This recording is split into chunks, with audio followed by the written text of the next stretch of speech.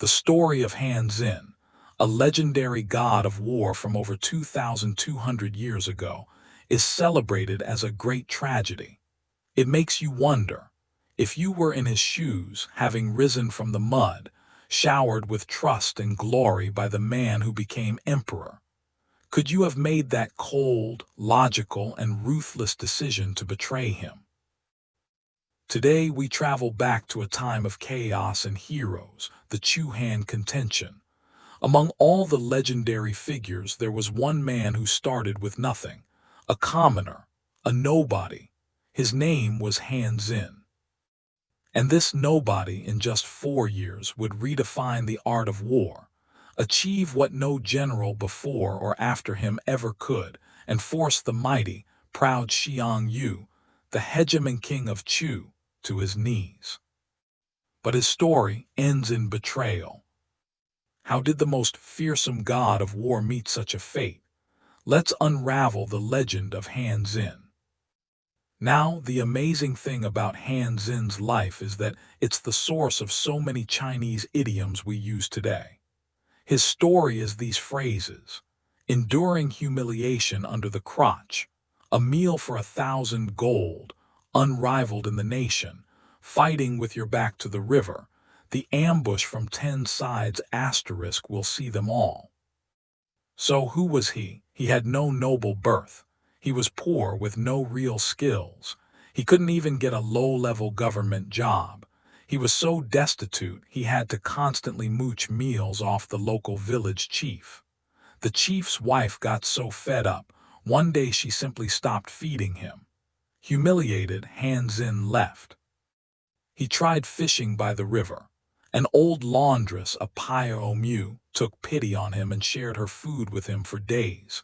Grateful, Han Xin promised to repay her handsomely one day. She was furious. She said, "A grown man can't even feed himself.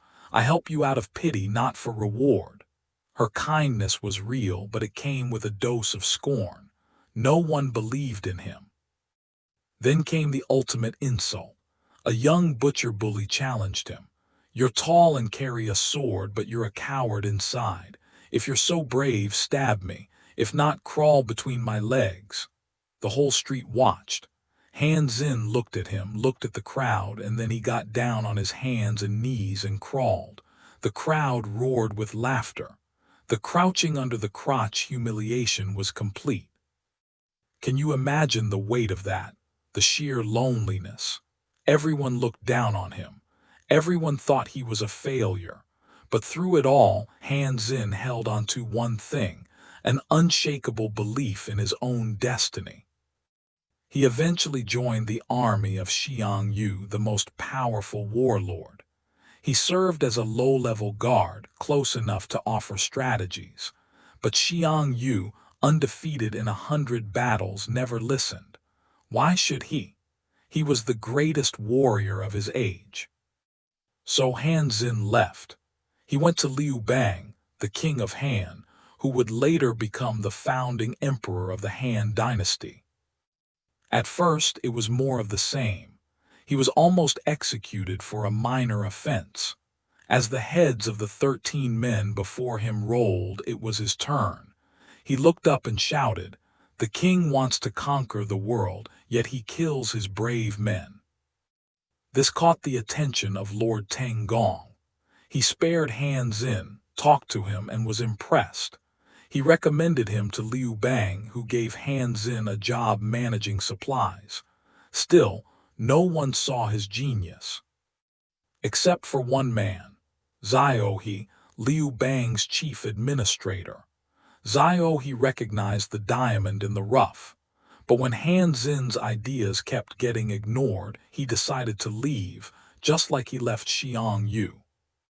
And that's when one of the most famous scenes in Chinese history played out. Xiao chasing Han Xin under the moonlight.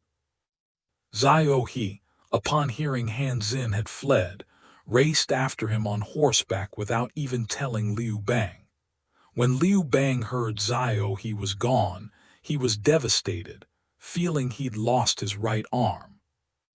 A few days later, Xiao returned, Liu Bang was furious and relieved. "Why did you run away?" "My lord, Xiao," he said, "I wasn't running. I was chasing someone who ran away. I was chasing Han Xin." "Many generals have fled. You didn't chase them. You're lying." "Other generals are easy to find, Xiao," he argued. "But a man like Han Xin, there is no second one in the entire land. If you wish to stay here and be a petty king, you don't need him. But if you want to conquer the world, you cannot do it without Han Xin." Liu Bang, the ultimate pragmatist, was convinced. "Fine, I'll make him a general." "But Xiao," he said, "that's not enough. He will still leave.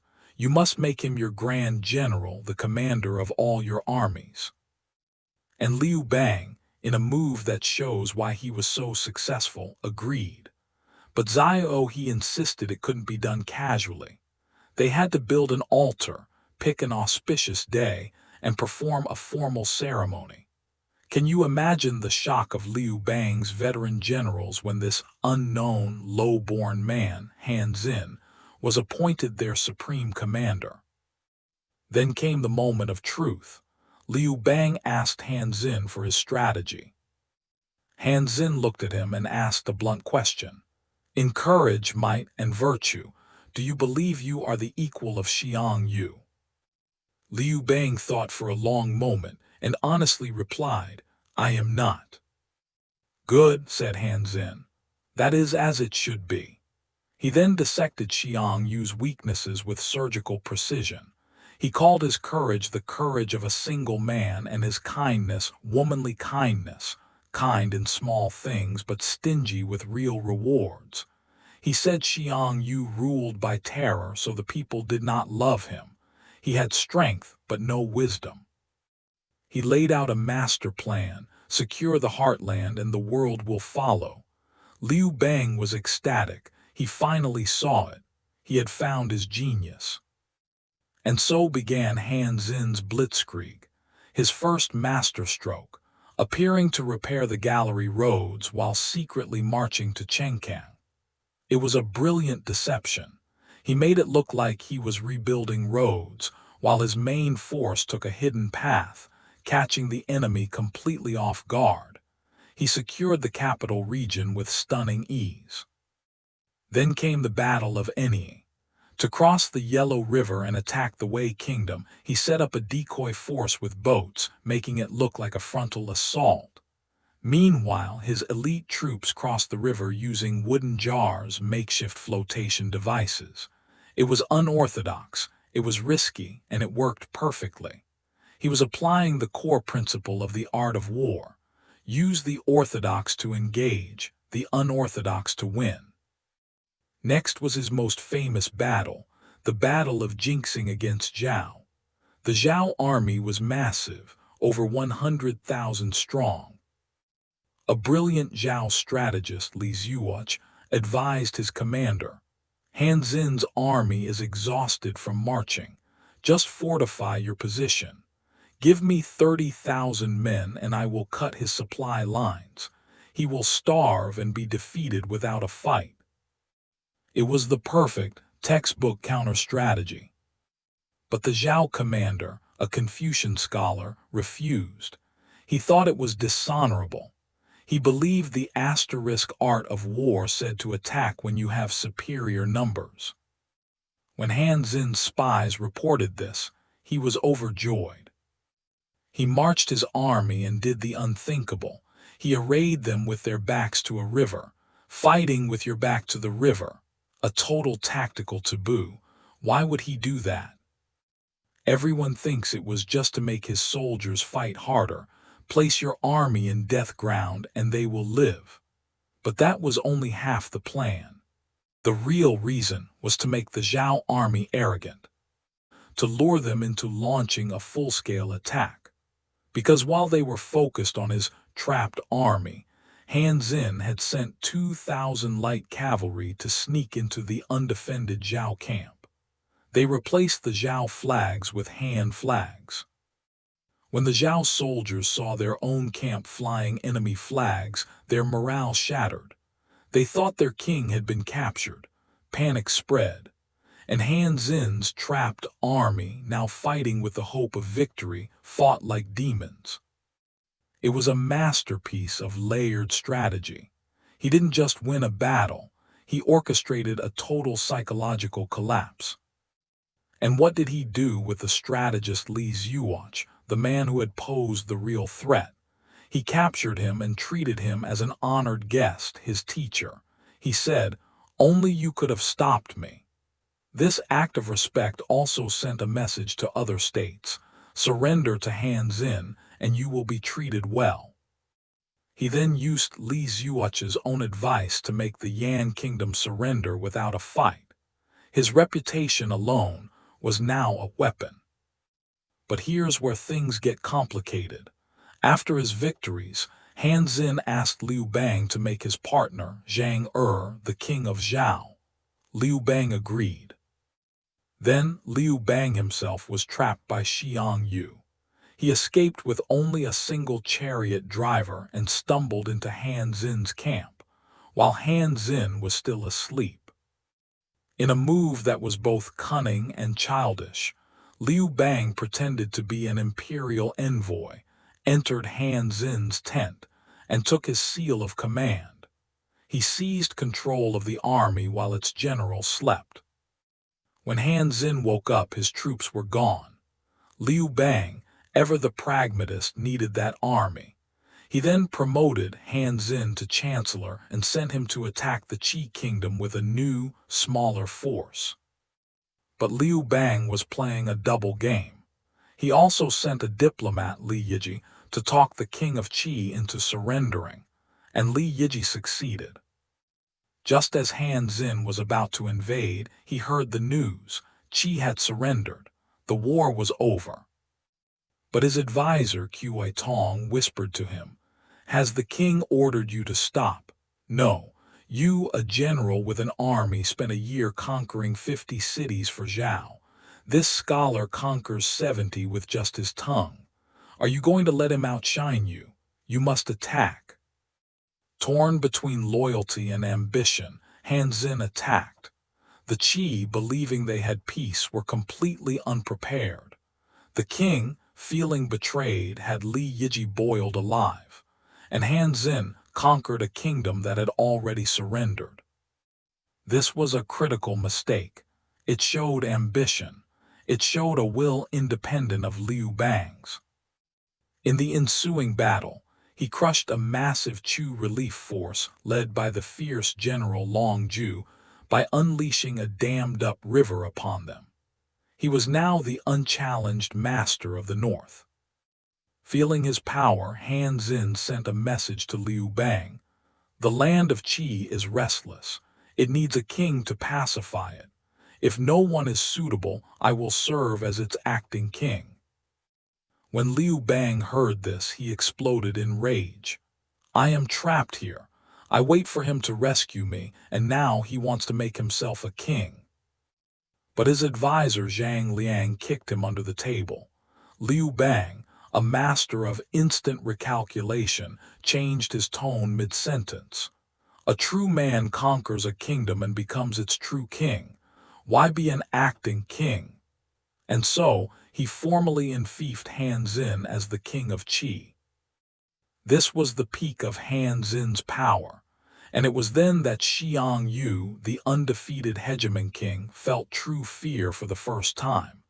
He sent an envoy to Han Xin, offering to split the empire between them. "The fate of the world rests on you," the envoy said. It was the ultimate temptation. The proudest man in the world was begging him. But Han Xin refused. He said, "The king of Han gave me his seal, shared his clothes and food with me, listened to my counsel. I owe him everything. To betray him would be unrighteous.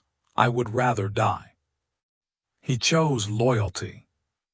His advisor Qi Tong was horrified.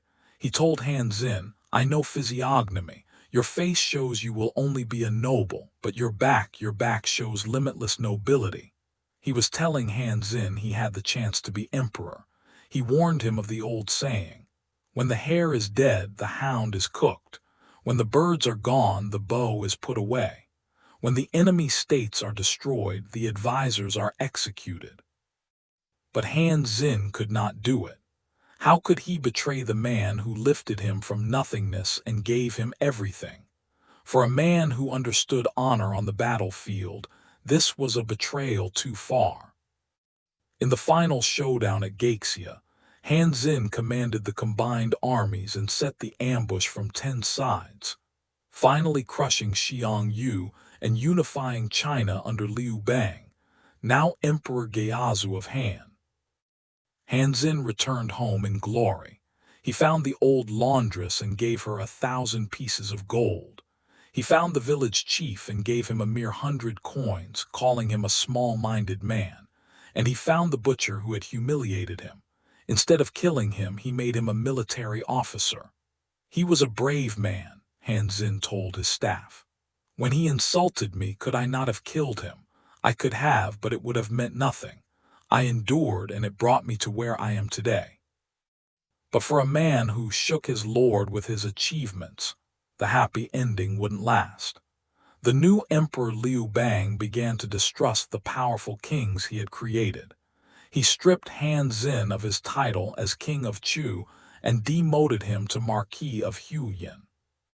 The god of war was now a caged bird. He grew bitter. He feigned illness and avoided court. He looked down on the other founding heroes. The story is told of him visiting Fan Kui, a great general who had been a dog butcher. Fan Kui received him on his knees, saying, "Your Highness has honored me with your visit." But when Han Xin left, he laughed and said, "I have been reduced to keeping company with the likes of Fan Kui." Can you feel the arrogance? Can you also feel the danger? Even without an army, his aura of invincibility commanded such respect that it became a threat to the throne. In the end, cornered and resentful, he plotted a rebellion. It was discovered. The Empress Lu and Xiao He, the very man who had once chased him under the moonlight to bring him to greatness, set a trap. They lured him into the palace, claiming the emperor had returned victorious and he must come to congratulate him. Han Xin trusted Xiao He. He walked into the palace and was seized and executed. When Emperor Liu Bang returned and heard the news, the records say he felt both joy and pity. He asked his wife what Han Xin's last words were. She replied, he said, "I regret not listening to Kui Tong's advice." So why did the most fearsome god of war die betrayed? Because he was a perfect general but an imperfect politician. He understood the art of war but not the art of power. He believed in honor on the battlefield, but the Game of Thrones has no honor. Liu Bang, the street-smart pragmatist, could not afford to leave a weapon of mass destruction like Han Xin lying around, especially one who thought keeping company with his other generals was beneath him. Han Xin's story is a tragedy of greatness. It makes you wonder, if you were in his shoes, having risen from the mud, showered with trust and glory by the man who became emperor, could you have made that cold, logical, and ruthless decision to betray him? Most of us, being human, would have done exactly what Han Xin did. We are not machines, and that is why his story, thousands of years later, still resonates with us. It's the story of a man who reached the pinnacle of his craft, only to be destroyed by the very system he helped create.